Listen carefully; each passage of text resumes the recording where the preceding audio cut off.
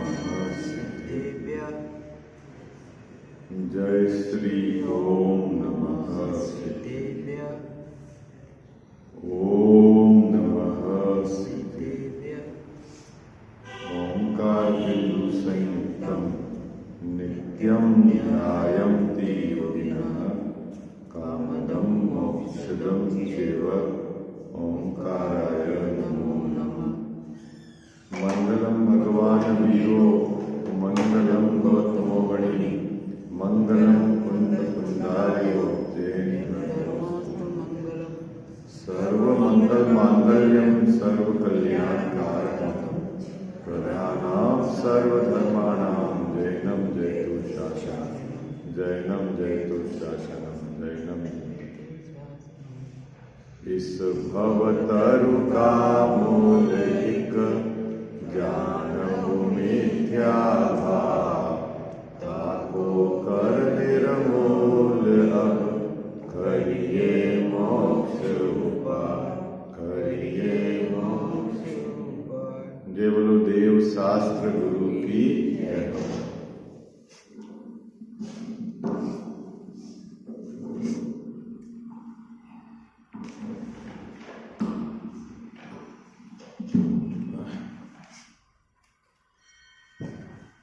क्या चर्चा चल रही थी अपनी?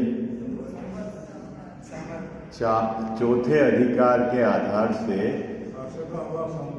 संवर तत्व उसका जगत के सामान्य जीव को किस प्रकार, जगत के सामान्य मिथ्या दृष्टि जीव ऐसा समझ लो, किस प्रकार विपरीत श्रद्धान पाया जाता है, उसकी चर्चा अपन ने कल प्रारंभ की थी, है ना। चौथा अधिकार है, 89 पेज है, ठीक है। क्या बात अपन ने कल की थी? संवर को कैसे पहचानना, तो संवर के अपन ने पर्यायवाची शब्द जिससे आपको भाव वासन हो जाए। संवर मतलब शुद्धि, संवर मतलब आनंद, संवर मतलब धर्म, संवर मतलब सुख। दादी जी ये याद रहेगा ना, फीलिंग, भाव वासन हो रहा है। संवर ये शब्द का क्या फील होना? संवर मतलब सुख, है ना। संवर मतलब धर्म, अपन परिणति में धर्म प्रकट करना चाहते हैं ना, तो कब धर्म प्रकट कहा जाएगा बाबूजी? जब संवर हो। कहाँ हो? पर्याय में संवर का प्रकट होना तो धर्म है।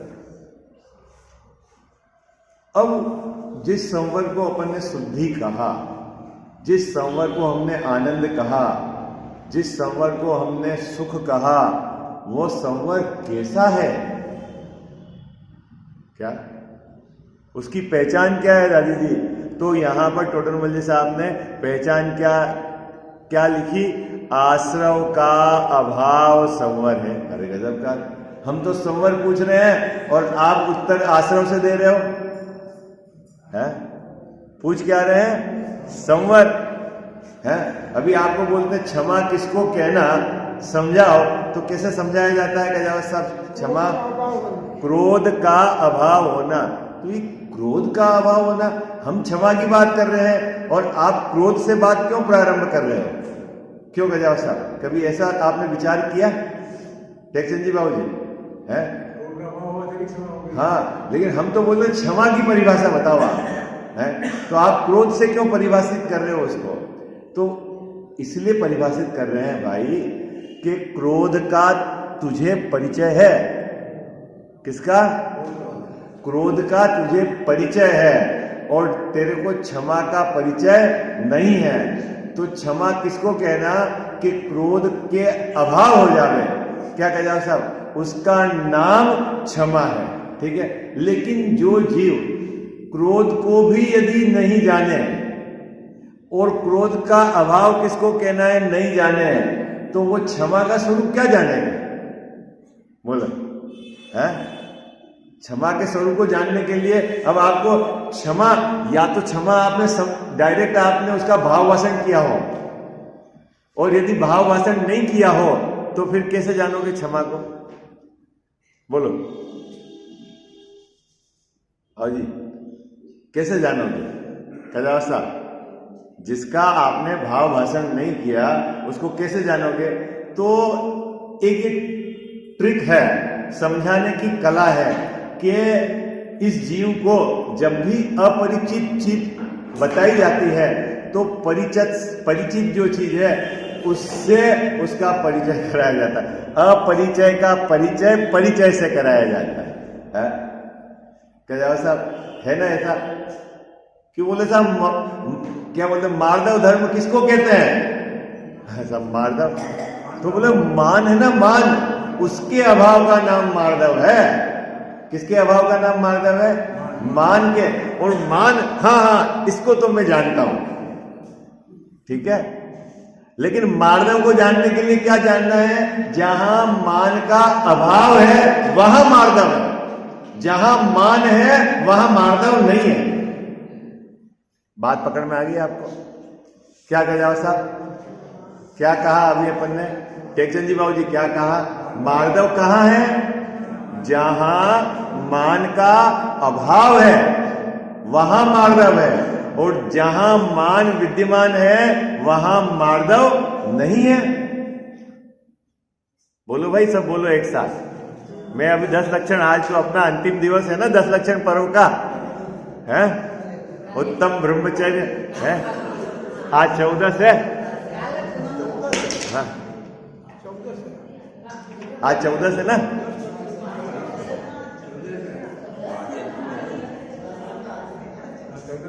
ठीक है, तो ये तो अपना 10 लक्षण चल रहा है ना, तो अभी अपने को 10 लक्षण धर्म की चर्चा नहीं कर रहा है। मुझे तो यहाँ पहली पंक्ति समझानी है। क्या समझानी है? कि जिस प्रकार क्षमा मार्दव, उसकी परिभाषा कैसी बनाई ज्ञानी जनों ने? क्या बनाया कि क्षमा मतलब क्रोध का अभाव, उसका नाम क्षमा। मार्दव मतलब मान का अभाव, उसका नाम मार्दव। अब जहां मार्दव धर्म है वहां मान नहीं है। अभाव क्या कहता है? अभाव क्या कहता है गजाव साहब? जहां मार्दव धर्म है वहां मान नहीं है, या दूसरे तरफ से कहूं जहां मान है वहां मार्दव नहीं है। सरल है बात, पक्की है, ठीक है। क्या बोला मैंने? जहां मार्दव है वहां मान नहीं है, और जहां मान है वहां मार्दव नहीं है। ठीक उसी प्रकार क्या, जहां आश्रव है वहां संवर नहीं है, और जहां संवर है वहां आश्रव नहीं है। सरल है ये शब्द, अर्थ समझ में आ गया ना आपको? अभाव समझ में आ गया क्या साहब? अभाव मतलब जहां संवर है वहां आश्रव नहीं है, क्योंकि संवर धर्म है और आश्रव अधर्म है। संवर सुख है और आश्रव दुख है, ठीक है। अब जहां पुण्याश्रव है वहां संवर नहीं है। क्या?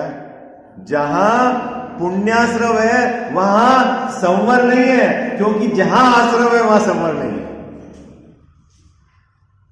बात पकड़ भाई। संवर कब प्रकट होगा? आश्रव का अभाव होगा। अब टोडरमल जी साहब बहुत सुंदर बात कह रहे हैं। जो जीव आश्रव को यथावत नहीं जानता वह संवर को भी नहीं जानता, क्योंकि आश्रव के अभाव का नाम संवर है। और जिस जीव ने यदि आश्रव को यथावत नहीं जाना तो किसी एक आश्रव को तो वो आश्रव मानेगा और किसी एक आश्रव को संवर मानेगा।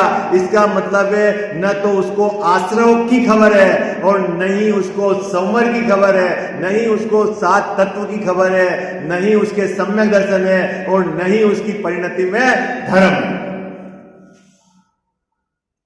कितने को बात समझ में आ रही है? हाँ,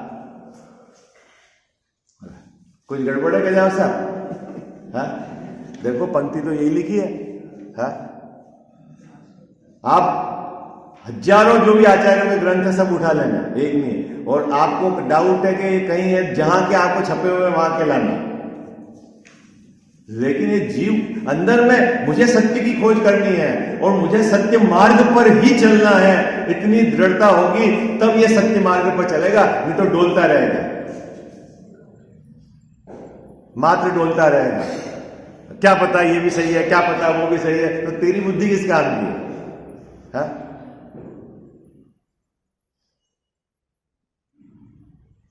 क्या कहा अजीत भैया? अपन ने बात क्या कही कि साहब हम पूछ रहे हैं संवर, आपने पंक्ति बनाई आश्रव से शुरुआत करी। अरे भाई तुझे आश्रव का परिचय है इसीलिए, और तेरे को संवर का आज तक परिचय हुआ नहीं। क्या कहा साहब? क्या क्या कह रहे हैं आचार्य देव कि तुझे आश्रव का परिचय है और संवर का परिचय आज तक हुआ नहीं। आश्रव दुख है, संवर सुख है, आश्रव अधर्म है, संवर धर्म है ना? क्या तो तेरे को परिचय किसका है? आश्रव का। तो जैसा परिचय है कि नहीं हमको? बोलो, आश्रव का परिचय है कि नहीं है?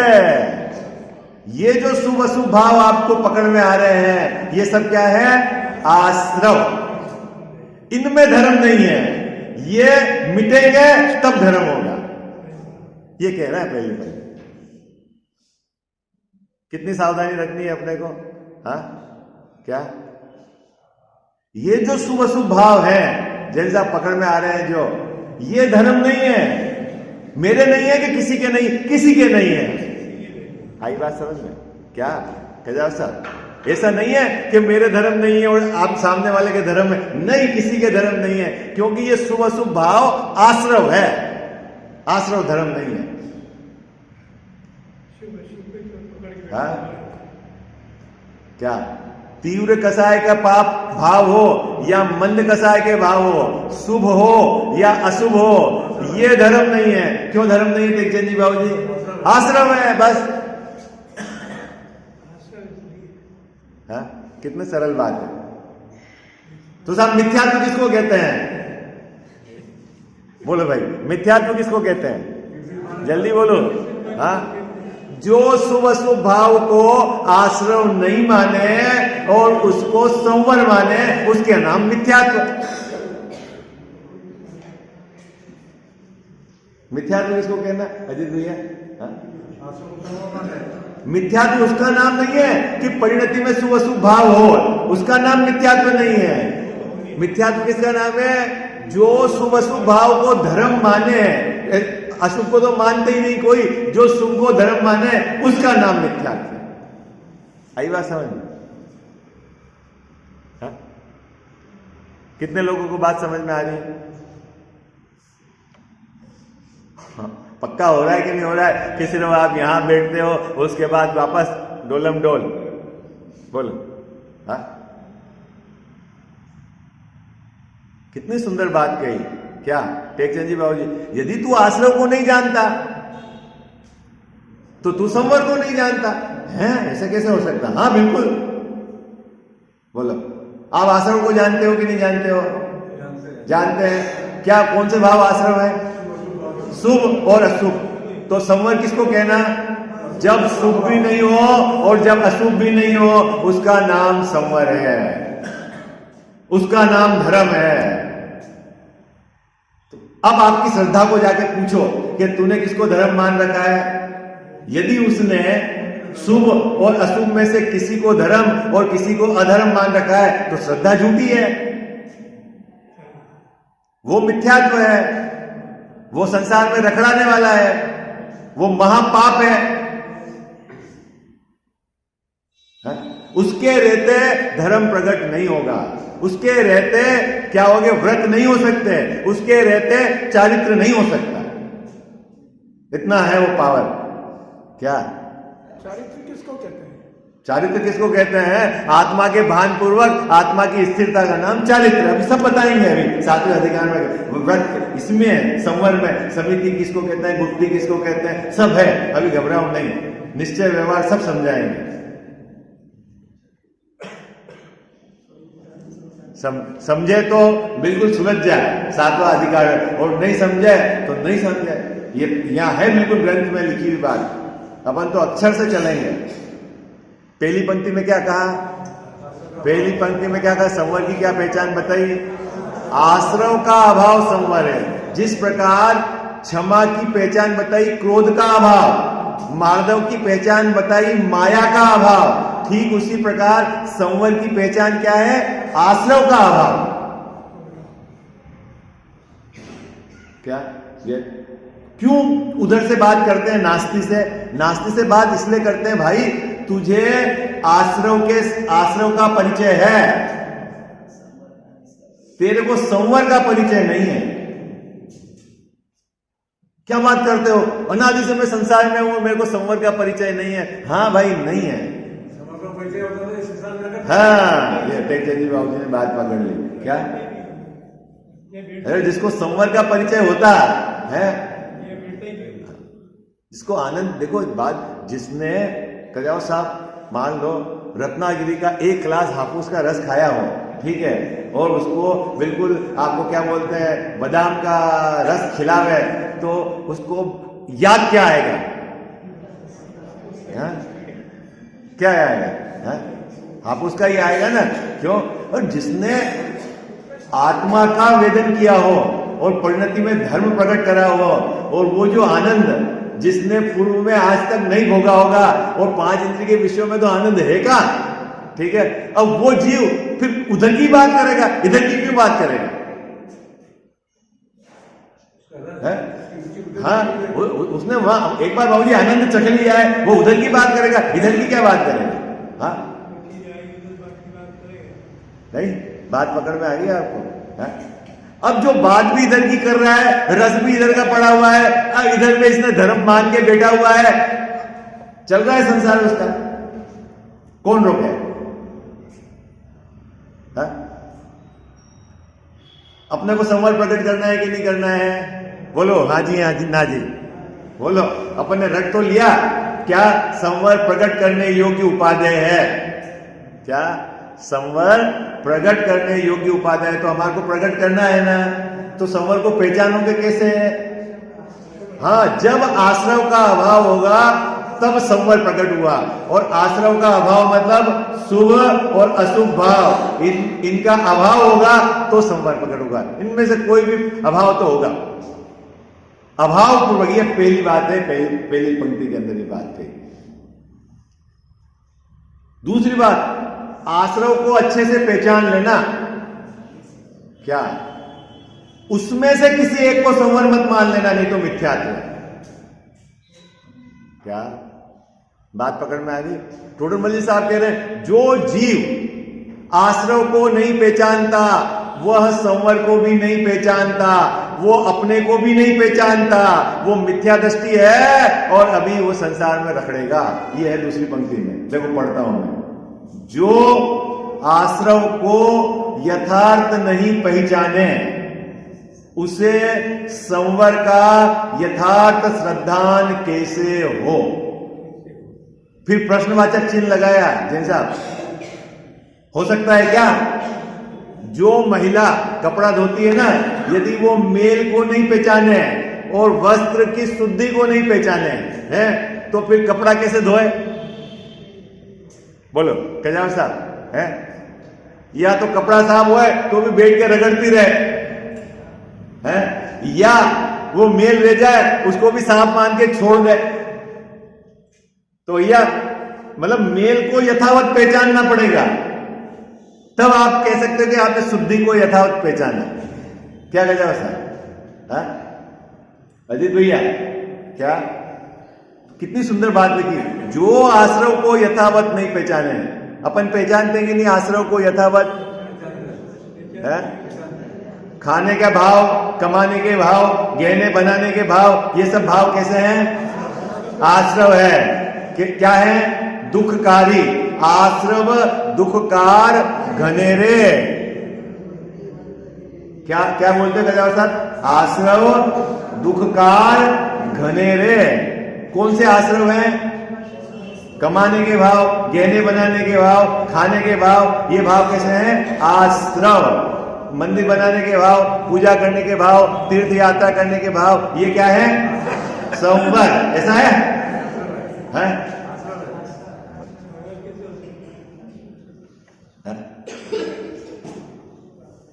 साहब छोड़ दें। जैसे ही अपन ये समझाते हैं ना, जैसे ही हम श्रद्धा की तरफ से बात बताते हैं, फट से ये बोलता है सब छोड़ दे फिर। अरे भाई तेरे को क्या कह रहे हैं, समझ तो सही। ये श्रद्धा की तरफ से बात है। किधर की तरफ से बात है? श्रद्धा की तरफ से। मान्यता में तो तेरे को बराबर खबर होनी चाहिए कि ये आश्रम है, और छोड़ना रखना तेरे हाथ में नहीं है।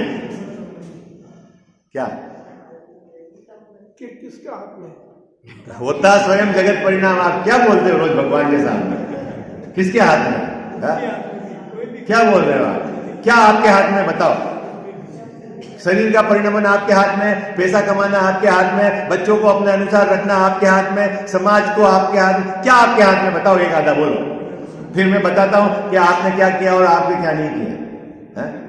बोलो, आपके हाथ में क्या है? बच्चे को पढ़ाना आपके हाथ में था, बड़ा करना आपके हाथ में था, कमाना आपके हाथ में था। सब यहां बैठे हैं, सबके हाथ में कमाना होता तो सब एक जैसे पैसे वाले होते हैं। बोलो, है कमाना आपके हाथ में? लेकिन एक बात जरूर है, प्रत्येक जीव यहां बैठे हैं, सबको मिथ्या अहंकार है। मैंने ये किया, मैंने ये किया, मैंने ये किया। मोस्ट फेल्यूर है ये। मोस्ट फेल्यूर क्यों? जैसा पूरे 3 लोग की संपत्ति तो मैं चाह रहा था, और ये मेरे को उदय अनुसार है, तो क्या नहीं मिली मेरे को? चाह क्या रहा था मैं? 3 लोग की संपत्ति मेरी हो, और मिली कितनी मेरे को? उदय अनुसार। और फिर भी मैंने ये किया, मैंने ये किया, मैंने बच्चे को बड़ा किया, मैंने भाई का ऐसा किया, मैंने माँ बाप की सेवा की, मैंने ये दे दिया। अरे ठहर भाई, तू ठहर, रुक जा। क्या तूने क्या किया? कुछ नहीं किया। पहले ये गले उतरे। जब तक ये गले नहीं उतरेगी, ये सबसे बड़ी बीमारी है, ये मिथ्या कर्तृत्व की, ये उतरनी चाहिए, ये डोज। फिर आपको दूसरी बात समझ में आएगी। 24 घंटे इसके भूत सवार है। मैंने ये किया, मैंने जिंदगी बर्बाद कर दी, इनके पीछे ऐसा कर दिया, बच्चों को ये दे दिया, अरे क्या कर दिया तूने भाई? क्या कर सकते हो बोलो अजीत भैया? ये जरूर है कि बस मिथ्या कर्तृत्व में तेरी जिंदगी बर्बाद कर दी, ये नक्की है। मनुष्य भाव बर्बाद कर दिया, ये नक्की है। किया तो तूने कुछ भी नहीं। कितने को समझ में आ रही है? अरे बोलो, आप इतने समय हो, आवाज ही नहीं आ रही। कितने लोग? सबको आगे समझ में? भूत उतर गया? राजस्थान तो प्रसिद्ध है भूत उतारने की जगह है, बोलो है? नहीं है?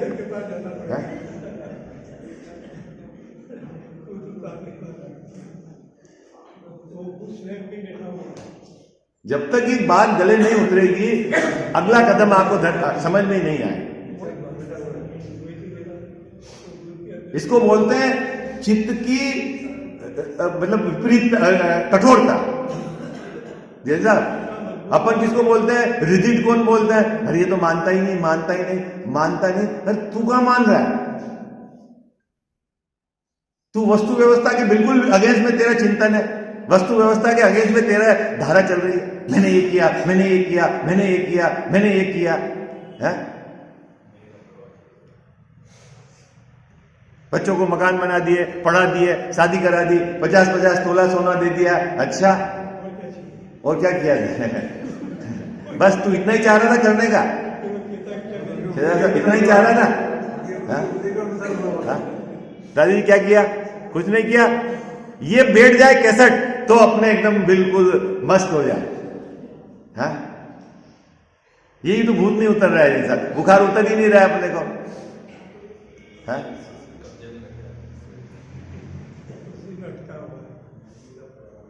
क्या कह रहे हैं भाई साहब यहाँ पे कि जो जीव आश्रम को नहीं पहचानता वो संवर को नहीं पहचानता, क्योंकि संवर आश्रम के अभाव का नाम है। क्या? जब संवर आश्रय के अभाव का नाम है। जो गंदगी को नहीं पहचानता वो शुद्ध सोने को नहीं पहचानता, क्योंकि सोने, शुद्ध सोने में गंदगी का अभाव है। बात समझ में आई आपको?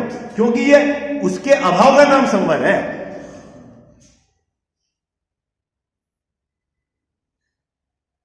ठीक है गजाव साहब, आश्रम किसको कहना? खाने के भाव, कमाने के भाव, 5 इंद्रिय के विषयों को जोड़ने के भाव, सब आश्रव भाव है ना।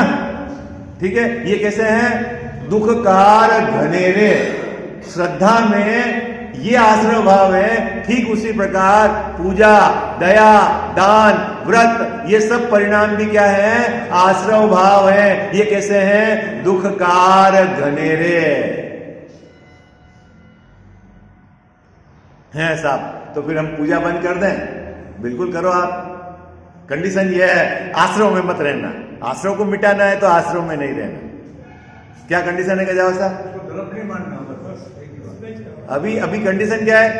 आपको आश्रव मिटाना है ना, इसलिए पूजा बंद कर रहे हो ना आप। पूजा कहीं के लिए बंद कर? संवर प्रकट करना है इसलिए पूजा बंद कर रहे हो ना। आश्रव तो भैया कह रहे हैं आश्रव को मिटा रहे हो, ओके, तो फिर कोई बात नहीं। लेकिन आश्रम में रहकर ये छोड़ने की बात नहीं है। बात पकड़ में आई क्या जाओ? मंदिर छोड़कर कमाने, गहने बनाने के चक्कर में जा रहे हो तो गड़बड़। मंदिर छोड़कर आत्मा में जा रहे हो, वेल एंड गुड, कोई दिक्कत नहीं, नो प्रॉब्लम। वो तो करने योग्य ही काम है। क्या बात पकड़ में आ रही? दादी जी क्या कहा? मंदिर से जंगल जा रहे, मंदिर आए हो घर से तो अच्छी बात है, और मंदिर से घर जा रहे हो इसमें क्या दम है? मंदिर से यदि जंगल जा रहे हो, वेल एंड गुड, ये तो छोड़ना ही है, क्या दिक्कत है उसमें? क्या कह जाओ सर? बात पकड़ में आई आप? क्या घर से मंदिर आए हो, अच्छी बात है। मंदिर से घर जा रहे हो, ये अच्छी बात नहीं। मंदिर से जंगल जा रहे हो, भाई बहुत चारित्र की तरफ से घटा रहा हूं मैं। हाँ, आप इधर उधर मतलब जिस तरह से मैं घटा रहा हूं उसको पकड़ो आप, वो ठीक है। बात पकड़ में आ रही है आप? क्या कुछ गड़बड़ तो नहीं कर जाओ सर? ओके चले आगे। चलो, जैसे किसी के अहित रूप आचरण है, उसे वह अहित रूप भाषित न हो तो उसके अभाव को हित रूप कैसे मानेगा? टेक्चंद जी बाबू जी, आपने मुझे गाली दी और आपने उस परिणाम को गलत नहीं माना कि नहीं गलत, फिर आप भले उतर को उसने ऐसा क्यों कर दिया उसको, तो आप उस गाली देने के परिणाम को गलत नहीं मानोगे तो मिटाओगे नहीं। क्या कह रहे हैं? बात समझ में आई? हमारे साथ सबसे बड़ी समस्या है ऋषभ जी भाई साहब, क्या है कि हम गलती स्वीकार करना चाहते ही नहीं, कुछ भी भाई साहब। क्या और क्या करते हैं?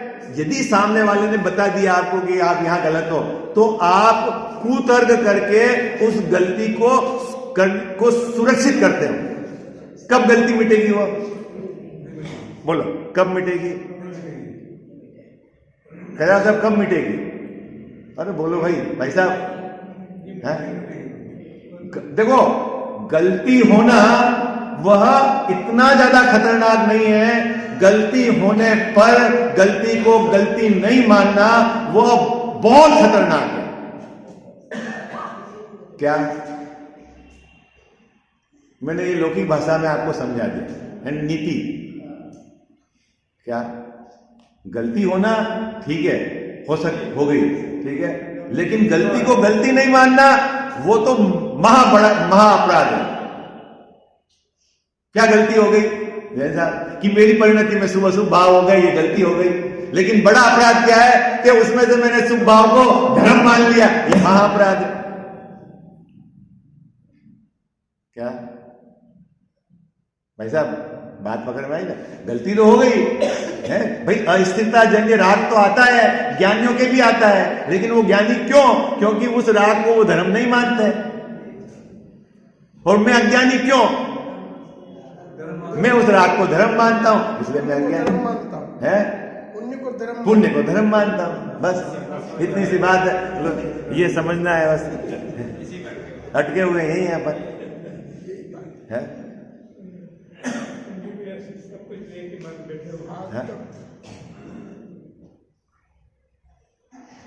ही ना बोल है? नाना प्रकार के व्यंजन खाए, ये करा तो भी भूख न मिटी मेरी, नहीं बोलते हो आप पूजा में भाई साहब है? फिर वो वैसी की वैसी बनी रही आकुलता है। फिर भगवान के सामने आके बोलते भव भव में मैंने पूजन की भगवान, मैंने भव भव में दान दिया, ये किया, फिर भी मेरा संसार नहीं मिटा। फिर इस भाव में क्या कर रहा है? कुछ नया कर रहा है क्या इस भाव में?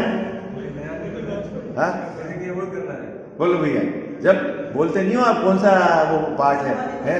समाधि मरण। भव भव में जिन पूजन कीनी, दान सुपात्र ही दिनो, भव भव में मैं समो शरण में देखियो जिनवर रूप बिनो, है ना तेरा साहब? भव भव में मैंने ये सब किया, अच्छा, फिर भी मेरा दुख नहीं मिटा और एक भी बार समाधि नहीं हुई। इस भाव में क्या कर रहे हो?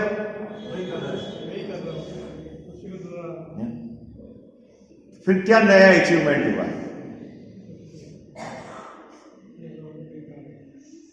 देखो, ये आप गांठ बांध के रख लेना, चाहे लौकिक हो या पारलौकिक, गलती को यदि गलती नहीं मानोगे तो गलती मिटेगी नहीं। दूसरा, चित्त की सरलता किसको कहते हैं? चित्त की सरलता किसको कहते हैं? जो जीव अपनी गलती को गलती मान ले उसका चित्त सरल है, और जो अपनी गलती को गलती नहीं माने और कुछ बोले नहीं, चुप रहे हुए, उसका चित्त सरल नहीं है। वो बोल नहीं रहा है लेकिन अंदर से बहुत कठोर है। आई बात समझ? सरल कौन है? मुंह से बोलने का नाम वो नहीं है सरलता। अंदर ऐसे भी जगत में भी देखना, बहुत जने बोलते ना ये मुंह से कुछ बोलता नहीं लेकिन बहुत मायाचारी है इसके, है ना, जगत के जीव पकड़, तो मुंह से नहीं बोल तो वो क्या सोचता है मैं नहीं बोल रहा हूं तो मेरा काम सज रहा है। अरे भैया, परिणाम का फल लगता है। ऐसा नहीं समझना कि मायाचारी है और काम सज जाएगा, तो बिल्कुल नहीं होगा। चित्त की सरलता मतलब क्या? सही को स्वीकार कर लो, हाँ ये मेरी गलती है, ये वस्तु स्वरूप है, जैसे ही स्वीकार किया काम चालू। स्वीकार होती है अपनी गलती?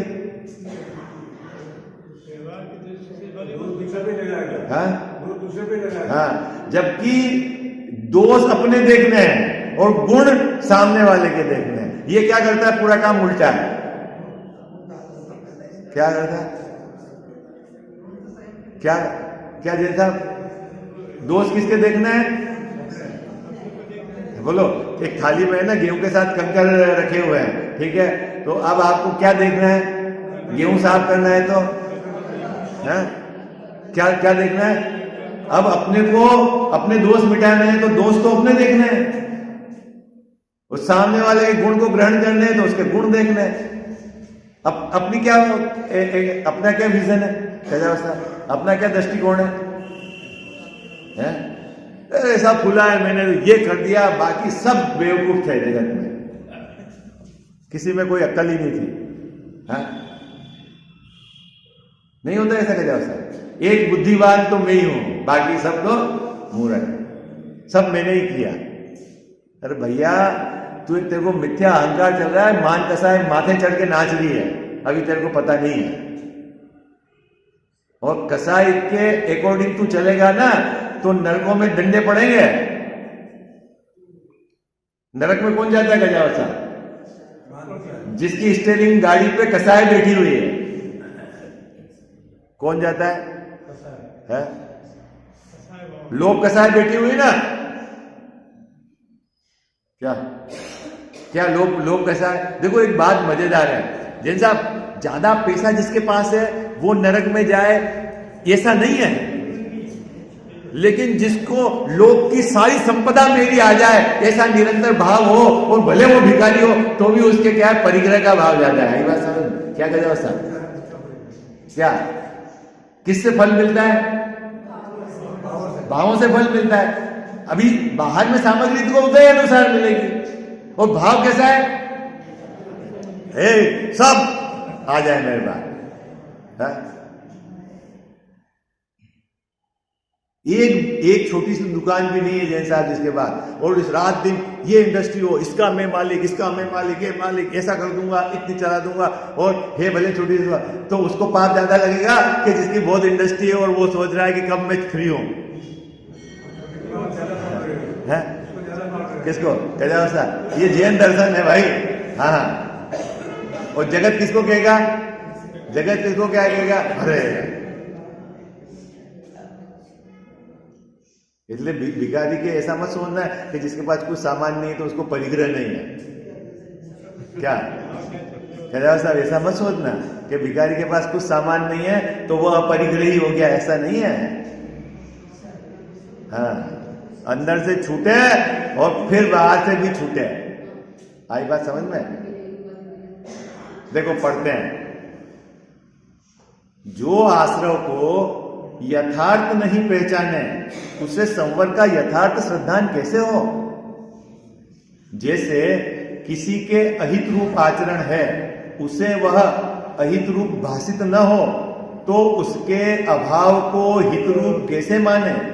जैसे जीव को आश्रव की प्रवृत्ति है, क्या कह रहे हैं? जीव को आश्रव की प्रवृत्ति है मतलब उसकी परिणति में आश्रव है जीव के, इसे वह अहित रूप भाषित न हो, उस प्रवृत्ति को यह अहित रूप श्रद्धा में भाषित न करे, स्वीकार नहीं करे, तो फिर उसका अभाव करके संवर कैसे प्रकट करेगा? कितनी सुंदर पंक्ति है? भाई अभी मैं सीधा उदाहरण ऊंचे में घटा दूं, नीचे में आप घटाना। जो मुनिराज शास्त्र लिखने के भाव को अच्छा मान के बैठे हैं, वो मुनिराज आत्मा में जाकर कब अंतर्मुहूर्त तक स्थिर होंगे?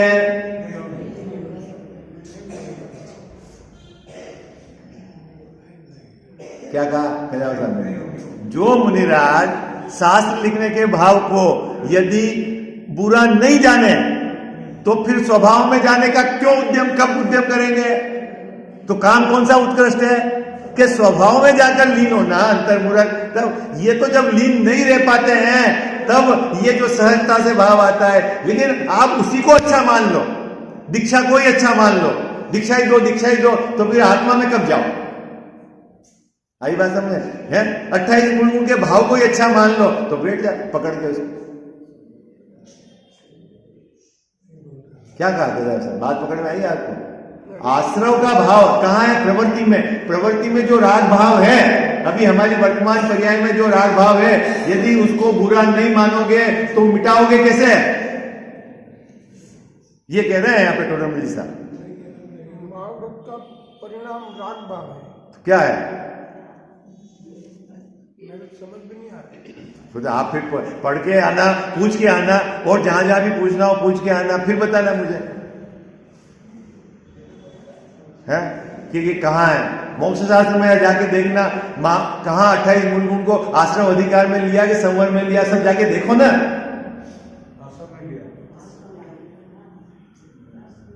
समझने की कोशिश तो करो, और नहीं समझ में आया तो विशेष ज्ञानियों से पूछो, जिन से पूछना हो पूछो, लेकिन समझो तो सही। जिनसे पूछो, उसमें कोई किसी से बंधन नहीं है। तभी तो आपको पता चलेगा सही क्या है। आपको खोज करनी पड़ेगी। पूरे जंगल में आग लगी है, आपको निकालना है, निकलने का रास्ता ढूंढना पड़ेगा। ऐसा होता है बाबूजी, जंगल में आग लगी, उस पेड़ वाला जानवर भी जल गया, वो जल गया, अब तो मेरे को भी जलना पड़ेगा, ऐसा है क्या? हर आदमी अपने लेवल पे उद्यम करता है बाहर निकलने के लिए, ठीक है। अब आपको मालूम है पंचम काल है, सब धां धू चल रही है, जिसकी मर्जी पड़े जो ठोका ठोकी कर रहा है, अब आपको रास्ता ढूंढना है। और नहीं साहब अब क्या करें, हमारा ऐसे काल में जन्म हो गया है, अब तो जो ये सब कर रहे हैं कर ले, जाओ सब जाएंगे वहां, जाओ, क्या दिक्कत है उसमें? हाँ भाई, पुरुषार्थ तो करना पड़ेगा आपको। इस विषम काल में सच्चाई खोजनी पड़ेगी आपको। धर्म किसको कहना? कोई शरीर की क्रिया का नाम धर्म थोड़ी है, कोई मंद राग का भाव धर्म थोड़ी है।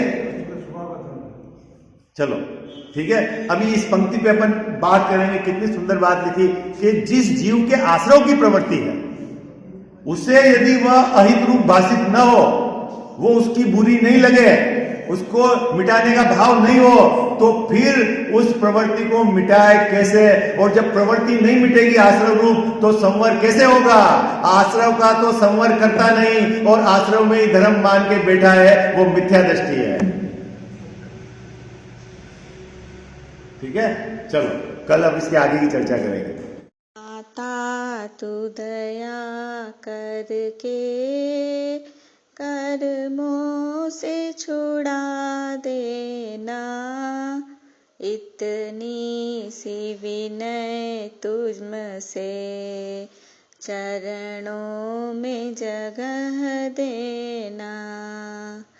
माता तू दया करके कर्मों से छुड़ा देना, इतनी सी विनय तुझसे चरणों में जगह देना।